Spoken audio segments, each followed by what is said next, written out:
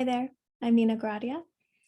Today I'm going to talk about empathy versus fixing. So, to be very clear, fixing is not empathy. So, you might want to watch my previous video regarding how to practice self-empathy, but this is just something to clarify where think about when you're talking to somebody about your feelings, how you felt that day. Especially, I think women can really identify with this, where we're talking to someone and they're not really holding space for us, letting us just express. They're just trying to fix it, make it go away, because they can't sit with it themselves. They don't have the space themselves to just be with it and let you just express. So notice if you're doing this to yourself. Notice when emotions arise, are you trying to just get rid of them, distract? These are all the things that keep them stuck.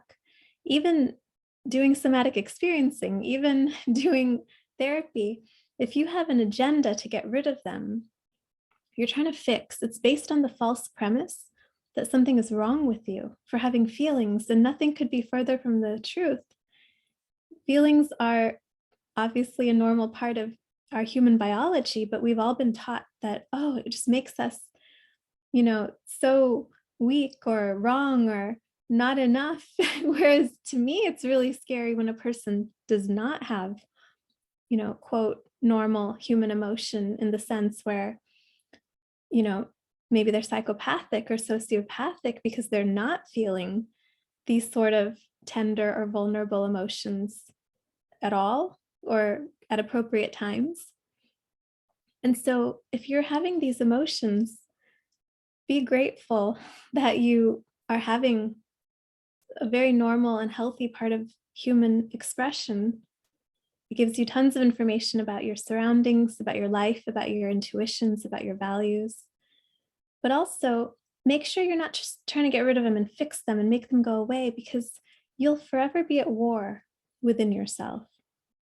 You've got to actually show up with empathy for yourself. So when they arise, hold space for them, whatever it is, let them have their way. And when I say that, it doesn't mean that you make decisions necessarily based on what they're saying, because they could be old wounds, they could be parts of the ego, just that arose from egoic thoughts that created those emotions. So that's not what I mean when I say let them have their way. I mean, just let them do what they want in your body. Don't try to control them. Just watch them.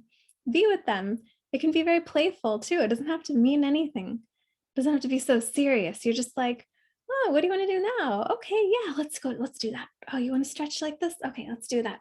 And you're just kind of being with them, kind of, again, the way you'd be with a child, as I mentioned in the previous video. And you're just honoring them. Let them do their dance. Let them play. Let them lead. And lead just by allowing whatever needs to happen in your body. And then it's going to come to an equilibrium on its own.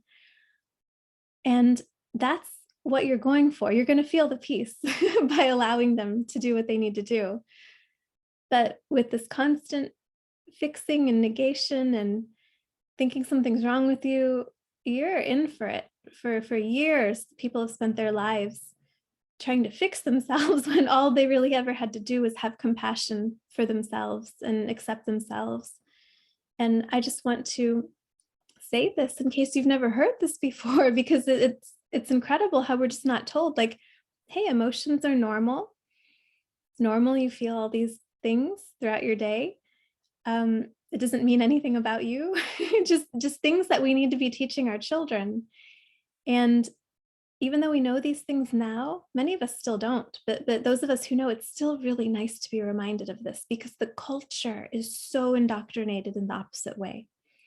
So just keep reminding yourself of this, keep being gentle with yourself.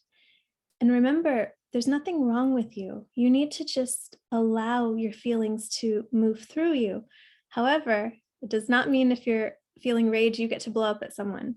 If you're feeling, sad, you don't get to use that in a manipulative way.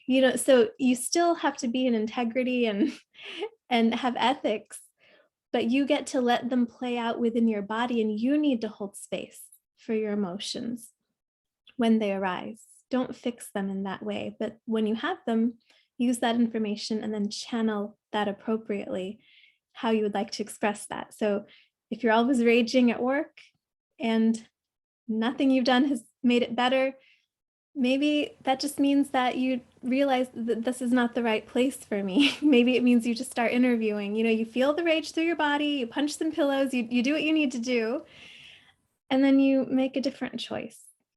And so maybe that's how it shows up in your life. Okay, I resign from this job. So these are the sorts of things that we can use this information when we honor ourselves to then make decisions that are in harmony with what makes us feel, happy, in harmony with how we actually feel about something, rather than trying to force ourselves to conform into our idea of what we should be. That's a recipe for a midlife crisis later, if not before. You just be who you are, support who you are, as long as you're not hurting people. And as you do that, you're going to find more of that support coming in your life that you can accept. You can accept that from the outside when it feels normal to you on the inside. But if you're always kind of like standing yourself up, how you feel, and not meeting those needs, you're going to more easily be accepting of situations where those needs aren't getting met. It's going to feel very familiar. I'd love to hear your thoughts. Feel free to try it out and let me know. I'll see you next time.